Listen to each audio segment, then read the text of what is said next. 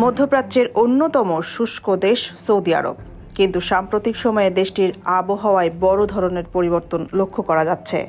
আবহাওয়াবিদদের মতে এই পরিবর্তন প্রভাব ফেলতে পারে দেশটির জনজীবন, অর্থনীতি এবং ভবিষ্যৎ জলবায়ুতে। বিগত কয়েক দশক ধরে সৌদি আরব পরিচিত ছিল প্রচণ্ড গরম, বালির ঝড় এবং কম বৃষ্টিপাতের জন্য। তবে এখন তিনটি বড় ধরনের পরিবর্তন দেখা যাচ্ছে।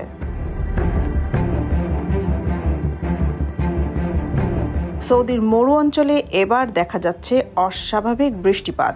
রাজধানীর রিয়াদ থেকে শুরু করে মক্কা, মদিনা পর্যন্ত বহু জায়গায় বন্যার পরিস্থিতি তৈরি হয়েছে। জলবায়ু বিশেষজ্ঞরা বলছেন, বৈশ্বিক উষ্ণায়ন ও জলবায়ু পরিবর্তনের কারণে এমন ঘটনা বাড়ছে।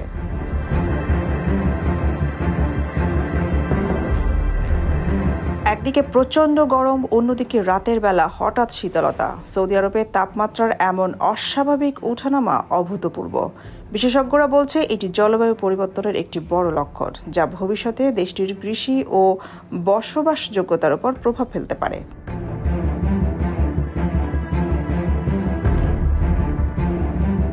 সৌদির ধূলি ঝড় নতুন কিছু নয়, কিন্তু সাম্প্রতিক সময়ে এর তীব্রতা ভয়াবহ রূপ নিয়েছে। বিশেষ করে রাজধানী রিয়াদ ও পূর্বাঞ্চলে ধূলিঝড়ের পরিমাণ আশঙ্কাজনকভাবে বাড়ছে, যা স্বাস্থ্যের জন্য মারাত্মক হুমকি হয়ে দাঁড়িয়েছে। সৌদির আবহাওয়ায় এই পরিবর্তন কি সাময়িক, নাকি ভবিষ্যতে আরও ভয়াবহ রূপ নেবে?